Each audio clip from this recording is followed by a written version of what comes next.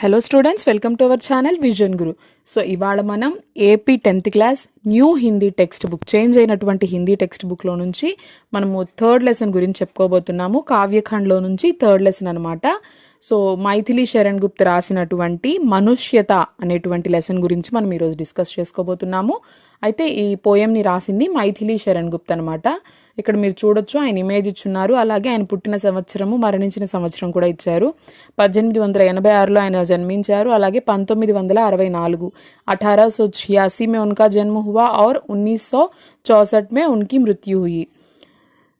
ఈయన గురించి కొంచెం ఇన్ఫర్మేషన్ ఇచ్చున్నారు, వాటి గురించి ఫస్ట్ అయితే డిస్కస్ చేద్దాము.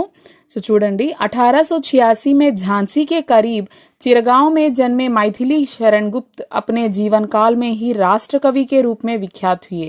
इनकी शिक्षा दीक्षा घर पर ही हुई. संस्कृत, बांग्ला, मराठी और अंग्रेजी पर इनका समान अधिकार था. అయితే ఈ మైథిలి శరణ్ గుప్త్ ఎప్పుడు జన్మించారట? 1886లో ఝాన్సీకి చెందినటువంటి, ఝాన్సీకి నియర్లో ఉన్నటువంటి, దగ్గరలో ఉన్నటువంటి చిరగావ్ అనేటువంటి ఊర్లో ఈయన జన్మించడం జరిగింది. అయితే ఈయన రాష్ట్ర కవిగా చాలా గొప్ప పేరు ప్రఖ్యాతులు పొందారు. అలాగే ఈయన స్టడీస్ అంతా కూడా ఎక్కడ జరిగాయి అని అడిగితే ఇక్కడ ఏం చెప్తున్నారు అంటే, సో ఇంటి దగ్గరే ఉండి ఆయన చదువుని పూర్తి చేశారట. నెక్స్ట్ అలాగే ఇక్కడ సంస్కృత్, బాంగ్లా, మరాఠీ और अंग्रेजी पर इनका समान अधिकार था. సో ఆయనకి సంస్కృతం పట్ల, అలాగే బెంగాలీ, మరాఠీ, ఇంగ్లీష్, ఇలా ఈ లాంగ్వేజెస్ అన్నిటిపైన కూడా మంచి సమానమైనటువంటి పట్టు ఉంది ఆయనకి. गुप्तजी राम भक्त कवि है.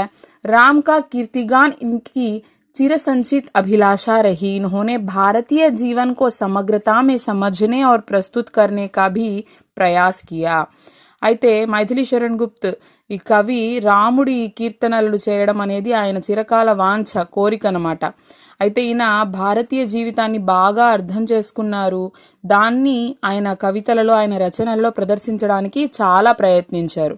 गुप्त जी की कविता की भाषा विशुद्ध खड़ी बोली है. भाषा पर संस्कृत का प्रभाव है. काव्य की कथा वस्तु भारतीय इतिहास के ऐसे अंशों से ली गई है जो भारत के अतीत का स्वर्ण चित्र पाठक के सामने उपस्थित करते हैं. సో ఈయన రాసినటువంటి కవితలపై సంస్కృతం యొక్క ప్రభావం చాలా ఉంది.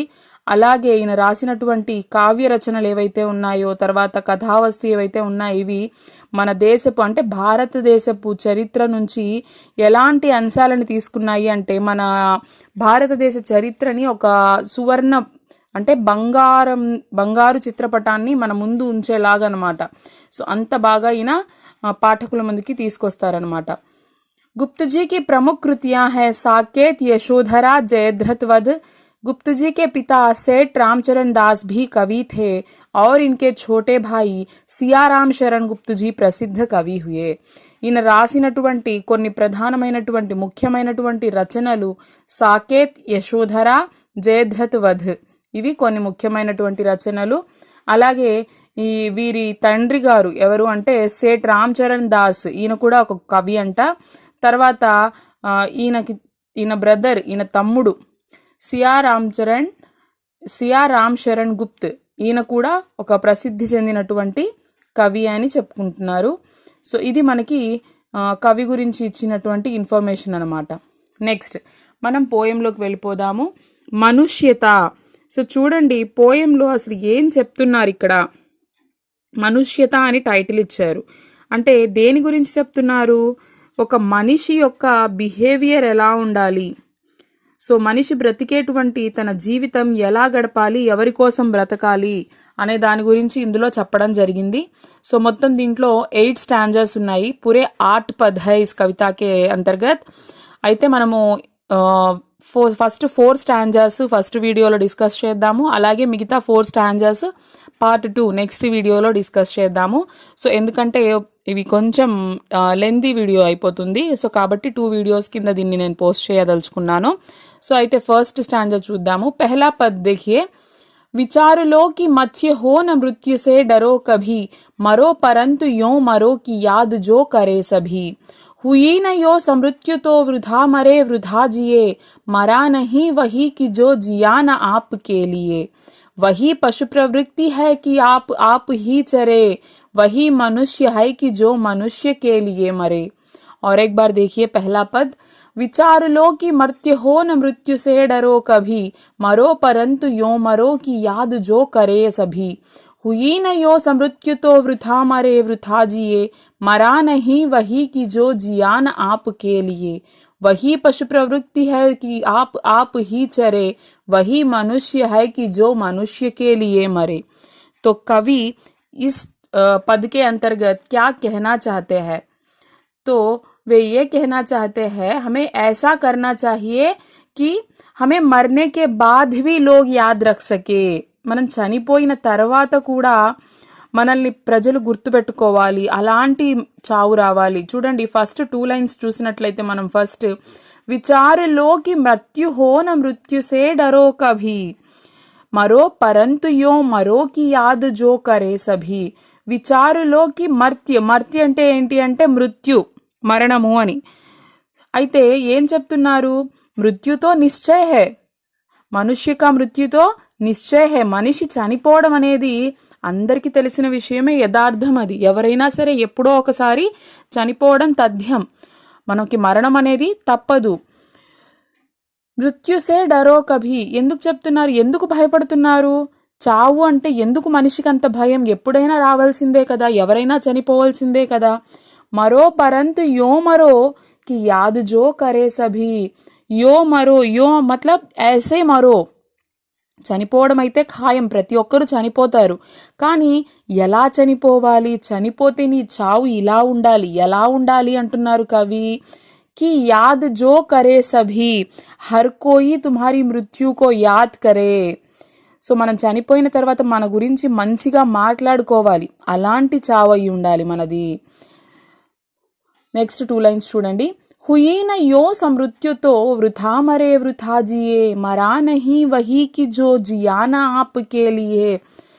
हुई न यो सुमृत्यु, సుమృత్యు మతలబ్ అచ్చి మృత్యు అంటే మంచి చావు.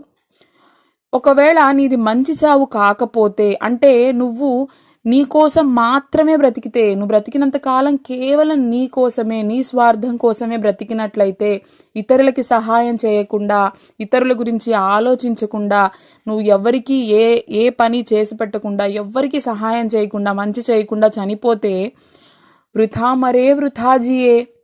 వృథా అంటే బేకార్ హే. ఎందుకు నువ్వు ఇన్ని సంవత్సరాలు బ్రతికి వేస్టే, నువ్వు చనిపోయిన తర్వాత కూడా వేస్టే. అంటే నీ పుట్టుక వేస్ట్ అంటున్నారు, నీ మరణం కూడా వేస్ట్ అంటున్నారు. ఎప్పుడు? కేవలం నీ స్వార్థం కోసం నువ్వు బ్రతికి చనిపోయినట్లయితే నువ్వు జీవించిన జీవితము వృధా, నువ్వు చనిపోయిన చావు వృధా. మరా నహీ వహీ కి జో జియా నా ఆప్కే లియే. మరా నహీ वही की जो जिया न आपके लिए. आपके लिए मतलब अपने लिए. जो व्यक्ति अपने लिए ना जीकर दूसरों के लिए जीता है, दूसरों की सहायता करता रहता है, वह मरकर भी नहीं मरता है. ఏం చెప్తున్నారు ఈ లైన్లో కవి? ఎవరైతే తన కోసం తను బ్రతకకుండా ఇతరులకి మంచి సహాయం చేయడం కోసం బ్రతుకుతారో, పరులకి సహాయం చేస్తారో, పరోపకారిగా బ్రతికి చనిపోయి ఉంటారో, వాళ్ళు చనిపోయినా కూడా చనిపోయినట్టు కాదు. వాళ్ళు మరణించినా కూడా వాళ్ళు ఎల్లకాలం ఎప్పుడూ కూడా బ్రతికున్నట్లే లెక్క. వహీ పశు ప్రవృత్తి హై కి ఆప్ హీ చరే, వహీ మనుష్య హై కి జో మనుష్య కే లియే మరే. ఇక్కడ చూడండి, పశు ప్రవృత్తి అంటే ఏంటి? జాన్వరోं की तरह व्यवहार, పశుओं की तरह व्यवहार. और उसी तरह ఇక్కడ आप 2 సార్లు వచ్చింది, మతలబ్ కేవల్ అప్నే లియే. సో ఏం చెప్తున్నారు? ఎవరైతే తన కోసం అంటే తన స్వార్థం కోసం కేవలం తను నా అని ఆలోచించుకుంటూ బ్రతికుంటారో వాళ్ళు పశువులతో సమానం అంటున్నారు. అంటే వాళ్ళు పశువుల లాంటి, అంటే పశువుల్లాగా వ్యవహరించారు బ్రతికినంత కాలం కూడా. మనుషులకు ఉండేటువంటి మానవత్వం వాళ్ళలో లేదు. వహీ మనుష్య హై కి జో మనుష్యకే లియే మరే. మనిషి అన్నవాడు ఎలా ఉండాలి? కేవలం మిగతా మనుషుల్ని కూడా సమానంగా చూసి అందరి కోసం బ్రతికి ఎవరైతే జీవిస్తారో, సో వాళ్ళు మాత్రమే నిజమైన మనుషులు వాళ్ళు మాత్రమే చనిపోయినా కూడా బ్రతికి ఉన్నట్లుగా లెక్క అని చెప్పి చెప్తున్నారు. అంటే మనుష్య వహీ హై జో దూసరే మనుష్యోं के लिए मरे, मतलब दूसरों की चिंता करे, वही असली మనుష్య హై. ఎవరైతే మిగిలిన వాళ్ళ గురించి ఆలోచిస్తారో, వాళ్ళ మంచి చెడ్డలు చూస్తారో, అంటే వీలైనంత వరకు సహాయపడతారో, మంచిగా వ్యవహరిస్తారో వాళ్ళు నిజమైన మనుషులు. వాళ్ళు చనిపోయినా కూడా వాళ్ళు ప్రజల గుండెల్లో బ్రతికే ఉంటారు అని చెప్పేసి ఇక్కడ మనకి ఫస్ట్ స్టాంజాలో చెప్పడం జరిగింది. సరే, నెక్స్ట్ స్టాంజా చూద్దాము. ఉసి ఉదార్ की कथा सरस्वती बखानती, उसी उदार से धरा कृतार्थ भाव मानती, उसी उदार की सदा सजीव कीर्ति कूजती, तथा उसी उदार को समस्त सृष्टि पूजती. अखंड आत्मभाव जो असीम विश्व में भरे, वही मनुष्य है कि जो मनुष्य के लिए मरे. ఇంకొకసారి చెప్తాను చూడండి సెకండ్ స్టాంజా. उसी उदार की कथा सरस्वती बखानती, उसी उदार से धरा कृतार्थ भाव मानती, उसी उदार की सदा सजीव कीर्ति कूजती, तथा उसी उदार को समस्त सृष्टि पूजती. अखंड आत्मभाव जो असीम विश्व में भरे, वही मनुष्य है कि जो मनुष्य के लिए मरे. तो देखिए कवि इस दूसरे पद में क्या कह रहे हैं. उसी उदार, उदार అంటే ఏంటి? महान, श्रेष्ठ. उदार का अर्थ होता है महान, श्रेष्ठ. बखान, बखान ఇక్కడ बखान అంటే ఏంటి అంటే गुणगान करना, उनके बारे में प्रचार करना. तो कहाँ पे प्रचार करती है? सरस्वती प्रचार करती है, मतलब पुस्तकों में उनके बारे में लिखा जाता है. किन के बारे में लिखा जाता है? जो महान व्यक्ति होते हैं उनके कथाओं को पुस्तकों में बखान करते हैं. उसी उदार से धरा कृतार्थ भाव मानती. धरा मतलब धरती, भूमि. धरा అంటే भूमि, अर्थ. कृतार्थ, कृतार्थ का अर्थ होता है ऋणी, ఆభారీ रहना, రుణపడి ఉండడము అని. అయితే ఇక్కడ ఎవరి గురించి చెప్తున్నారు? ఎవరి గురించి పుస్తకాల్లో ప్రచురిస్తారు, అందరూ మాట్లాడుకుంటారు అంటే उसी उदार, उसी महान व्यक्ति के बारे में जो मनुष्यों के लिए, दूसरों के लिए चिंतित रहता है, दूसरों की सहायता करता है, उस मनुष्य के लिए, उस मनुष्य के बारे में यहाँ बात कर रहे हैं. అంటే ఎవరైతే గొప్ప వ్యక్తులు ఉంటారో, అంటే మనం ఇందాక చెప్పుకున్నాము ఇతరులకి సహాయం చేసేవాళ్ళు, ఇతరుల గురించి ఆలోచించేవాళ్ళు, నా అని కాకుండా మన అని చెప్పేవాళ్ళు. సో ఇలాంటి గొప్ప గొప్ప వ్యక్తులు ఎవరైతే ఉంటారో వాళ్ళ గురించిన కథలన్నీ కూడా పుస్తకాలలో ఇక్కడ ప్రచురించడం జరుగుతుంది. పుస్తకం మే ఉన్కే గుణగాన్ లిఖే జాతే హై. సరస్వతి అంటే ఏంటి? ఇక్కడ పుస్తకాలలో వాళ్ళ యొక్క గొప్పతనాన్ని గురించి, వాళ్ళు చేసినటువంటి మంచి కార్యాల గురించి రాస్తారు. ఉసీ ఉదార్ సే ధరా కృతార్థ భావ మానతి. ఇంకా ఏం చెప్తున్నారు? పూరి ధరతీ భీ ఉన్ మహాన్ వ్యక్తియోं की ఆభారీ रहती है. సో మన భూమి కూడా అలాంటి గొప్ప మనుషులకి రుణపడి ఉంటుంది ఎల్లప్పుడూ కూడా. ఉసీ ఉదార్ की सदा सजीव कीर्ति कूजती, तथा उसी उदार को समस्त सृष्टि पूजती. చూడండి ఇంకా ఏం చెప్తున్నారు? తో ఉసీ ఉదార్ की అలాంటి గొప్ప వాళ్ళ గురించి हमेशा उनके बारे में बातचीत की जाती है. उन हमेशा जीवित व्यक्ति की तरह की जाती है उनकी बातें. అంటే వాళ్ళు చనిపోయినా కూడా అలాంటి గొప్ప వాళ్ళ గురించి మాట్లాడుకుంటూనే ఉంటాం. ఎలా మాట్లాడుకుంటాం? ఆ వ్యక్తి ఇంకా బ్రతికే ఉన్నారేమో. అంటే ఇప్పుడు మనం చూడండి అబ్దుల్ కలాం కావచ్చు, మదర్ తెరెసాని ఎగ్జాంపుల్గా తీసుకోవచ్చు. ఇక్కడ మనము ఆవిడ చనిపోయారు, ఇతరులకి సహాయం చేయడమే తన జీవిత ధ్యేయంగా మలుచుకొని ఎంతో మందికి ఆవిడ హెల్ప్ చేశారు, చనిపోయారు. ఇప్పటికీ మనం ఆవిడ గురించి చెప్పుకుంటాము. ఆవిడ చేసినటువంటి హెల్ప్స్, ఆవిడ నేచర్, ఆవిడ ఎలా సహాయపడేవాళ్ళు ప్రజలకి, ఎంత మంచి చేశారు అని ఇప్పటికి కూడా చెప్పుకుంటాము. అంటే మాటల్లో మనకి ఇంకా ఆవిడ బ్రతికే ఉన్నట్లు. శారీరకంగా ఆవిడ చనిపోయి ఉండొచ్చు, కానీ మన మనసుల్లో, మన ఆలోచనల్లో ఆవిడ ఎప్పుడూ బ్రతికే ఉన్నట్లు. అలా ఇక్కడ చెప్తున్నారు. సదా సజీవ్ రహతే హై, ఉన్కి కీర్తి గూంజతీ హై హర్ ఏక్ జగహ. వాళ్ళ గురించినటువంటి వాళ్ళు చేసిన గొప్ప కార్యాలు ఎక్కడ చూసినా మనము మాట్లాడుకుంటూనే ఉంటాం. మనిషి చనిపోయినా వాళ్ళు చేసిన మంచి అనేది ప్రపంచంలో బ్రతికే ఉంటుంది ఎల్లప్పుడూ. తథా ఉసి ఉదార్ కో సమస్త సృష్టి పూజతి. और क्या कह रहे हैं, पूरी सृष्टि उनको पूजती है, उनकी पूजा करती है. ఈ ప్రకృతి, ఈ సృష్టి, ఈ ప్రపంచంలో ప్రతి ఒక్కటి కూడా అలాంటి వ్యక్తుల్ని పూజిస్తుంది, గౌరవిస్తుంది. अखंड आत्म भाव जो असीम विश्व में भरे वही मनुष्य है कि जो मनुष्य के लिए मरे. अखंड, अखंड मतलब क्या है, जो खंड नहीं कर सकते, जिसका विनाश नहीं कर सकते. అఖండ్ అంటే ఏంటి అంటే మనం దాన్ని పార్ట్స్గా విడదీయలేము, దాన్ని నాశనం చేయలేము, దాన్ని విడగొట్టలేము, ముక్కలు చేయలేము. तो अखंड आत्म भाव जो असीम विश्व में भरे जिसका खंडन नहीं कर सकते. असीम, असीम అంటే ఏంటి ఇక్కడ, पूरे विश्व में, पूरा, असीम का अर्थ होता है पूरा, पूरे विश्व में भरे वही मनुष्य है कि जो मनुष्य के लिए मरे.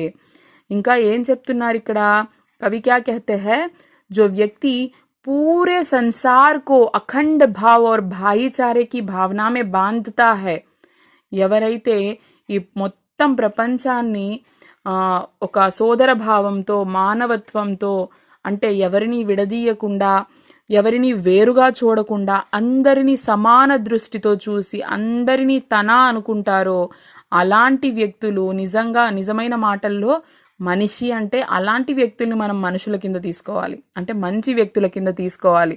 వహీ మనుష్య హై కి జో మనుష్య కే లియే మరే. अपने आप के लिए नहीं, दूसरों के लिए अपने प्राण को त्याग दे सके वही सच में मनुष्य कहलाता है. सही मायनों में वही मनुष्य कहलाता है. తన ప్రాణాలని ఇతరుల కోసమైనా సరే త్యాగం చేయగలిగినటువంటి ఎవరైతే వాళ్ళు ఉంటారో, సో వాళ్ళు నిజమైన మనుషులు, నిజమైన మాటల్లో వాళ్ళు మనుషులు అని చెప్పేసి ఇక్కడ చెప్పడం జరిగింది. సో ఇది మనకి సెకండ్ స్టాంజా అనమాట. నెక్స్ట్ థర్డ్ స్టాంజా చూద్దాం. क्षुधार्त रंति देव ने दिया करस्त थाल भी तथा दधीचि ने दिया परार्थ अस्ति जाल भी. उशीनर क्षितिज ने स्वामांस दान भी किया सहर्ष वीर कर्ण ने शरीर चर्म भी दिया. अनित्य देह के लिए अनादि जीव क्या डरे वही मनुष्य है कि जो मनुष्य के लिए मरे. देखिए, क्षुधार्थ रंति देव ने दिया करस्त थाल भी तथा धतीचि ने दिया परार्थ अस्ति जाल भी. उशीनर क्षितिज ने स्वमांस दान भी किया सहर्ष वीर कर्ण ने शरीर चर्म भी दिया. अनित्य देह के लिए अनादि जीव क्या डरे वही मनुष्य है कि जो मनुष्य के लिए मरे. तो देखिए, इन पंक्तियों में कवि क्या कहते हैं, महापुरुषों, महान पुरुषों के बारे में उदाहरण दे रहे हैं, जिनकी महानता के कारण अब भी उन्हें हम याद करते हैं. సో ఈ స్టాంజాలో కవి ఏం చెప్పదలుచుకున్నారు, ఏం చెప్తున్నారు, సో గొప్ప గొప్ప వ్యక్తుల గురించి ఎగ్జాంపుల్స్ ఇస్తున్నారు మనకి. సో వాళ్ళు ఎంత గొప్ప కార్యాలు చేశారు, సో ఏం చేయడం వల్ల మనం వాళ్ళని ఇంకా గుర్తు చేసుకుంటూ ఉన్నాము, ఇంకా వారి గురించి చదువుకుంటున్నాము, తెలుసుకుంటున్నాము, చెప్పుకుంటున్నాము. సో అలాంటి కొంతమంది మహానుభావుల ఎగ్జాంపుల్స్ అనేవి, ఉదాహరణలు అనేవి ఈ స్టాంజాలో ఇవ్వడం జరిగింది. చూడండి, ఫస్ట్ 2 లైన్స్లో చూసినట్లయితే మనము क्षुधार्त रंति देव ने दिया करस्त थाल भी तथा दधीचि ने दिया परार्थ अस्ति जाल भी. क्षुधार्त, क्षुधार्त है भूख से परेशान, भूख से परेशान रंति देव ने दिया करस्त थाल भी.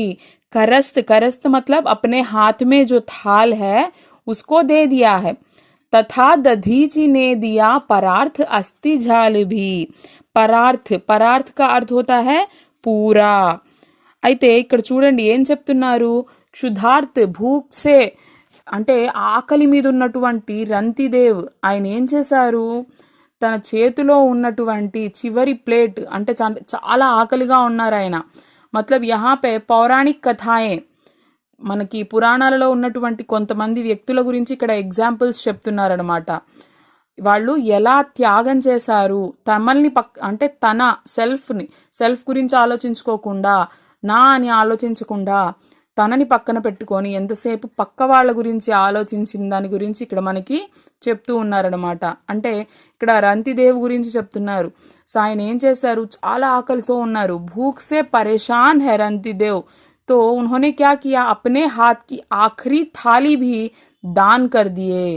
తన చేతిలో ఉన్నటువంటి ఆ చివరి భోజనపు ప్లేట్ ఏదైతే ఉంటుందో, చాలా ఆకలిగా ఉంది. మా సామాన్య వ్యక్తులు, మనలాంటి వాళ్ళు ఏం చేస్తారు, మన ఆకలిని తీర్చుకోవాలి అని ఆలోచిస్తాం మనం ముందు.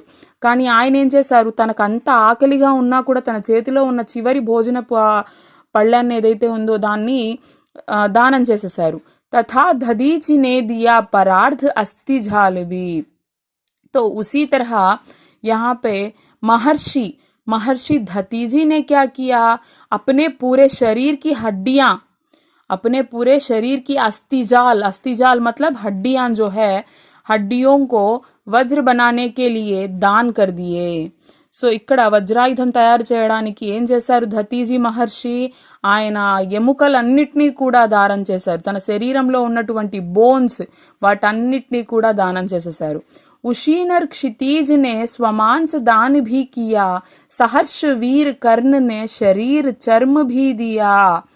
और देखिए यहाँ पर उशीनर क्षितिज అంటే ఏంటి, ఉషీనర్ దేశ్ కే రాజా శిబి.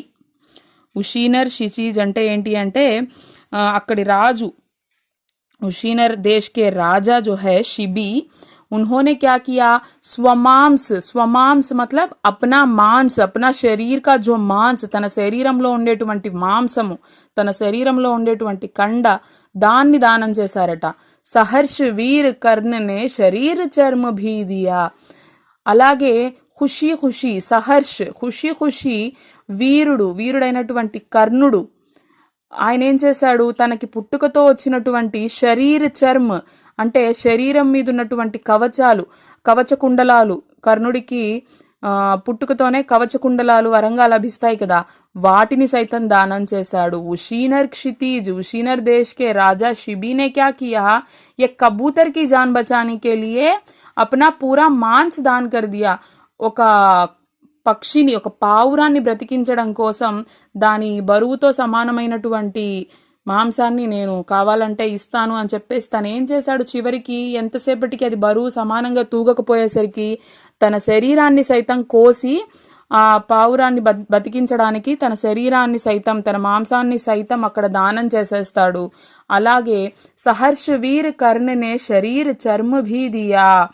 तो यहाँ पर वीर कर्ण ने क्या किया, अपनी खुशी से अपने शरीर का कवच दान कर दिए थे. अनित्य देह के लिए अनादि जीव क्या डरे, वही मनुष्य है कि जो मनुष्य के लिए डरे. अनित्य देह అంటే ఏంటి ఇక్కడ, जो नष्ट होने वाला शरीर है, जो कभी भी नष्ट होने वाला शरीर, नश्वर शरीर है, तो उसके लिए क्यों डरना है.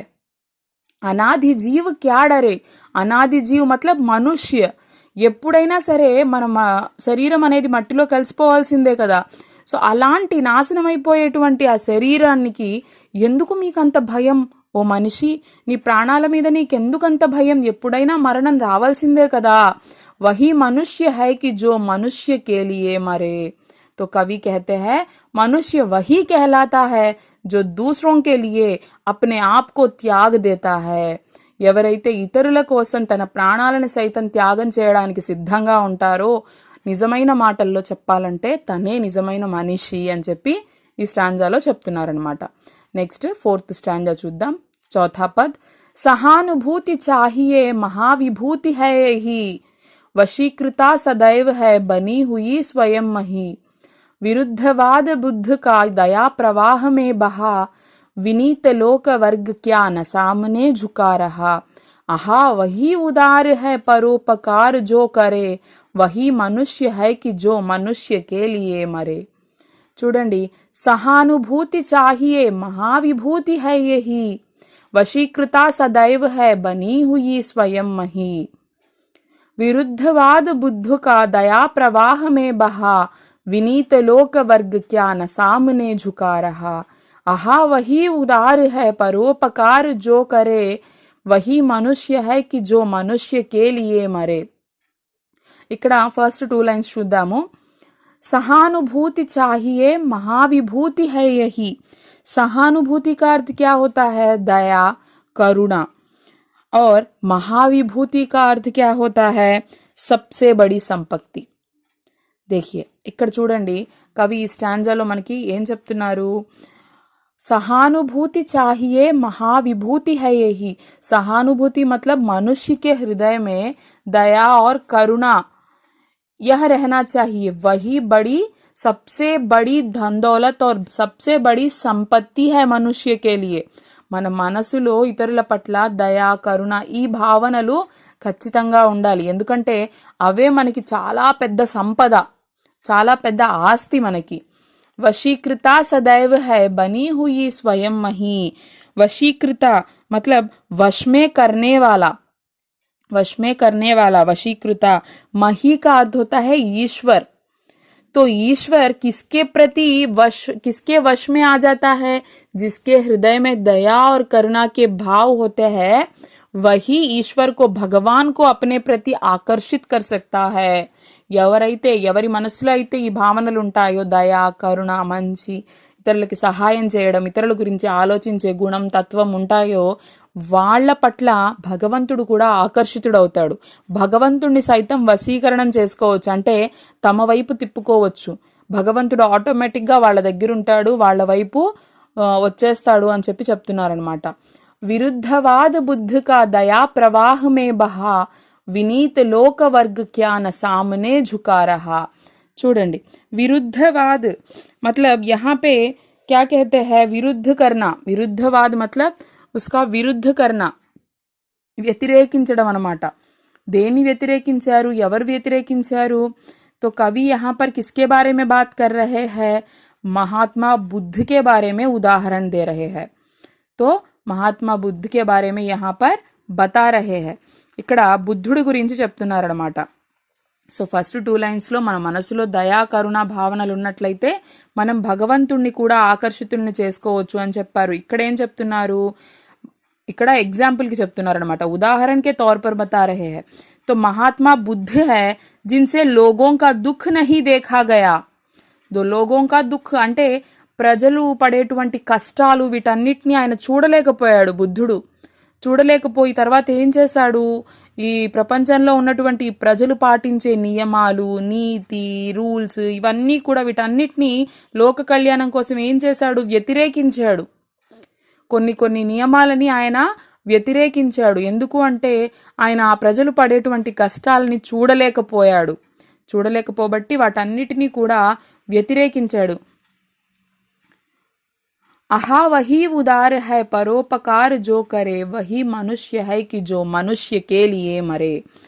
అయితే సో ఆయన వ్యతిరేకించినప్పుడు ఏం జరిగింది? పూర్తి ప్రపంచం కూడా ఆయన ముందుకి తల వంచింది, ఆయన ముందు తల వంచింది. వినీత లోక వర్గ క్యాన సామనే ఝుకారహా. నిజమైన మాటల్లో చెప్పాలి అంటే ఇక్కడ ఆయన వ్యతిరేకించినప్పుడు ఆయన వ్యతిరేకతని ప్రపంచం అంగీకరించిందా, తన ముందు తల వంచిందా అని అడుగుతూ ఇక్కడ ఏం చెప్తున్నారు?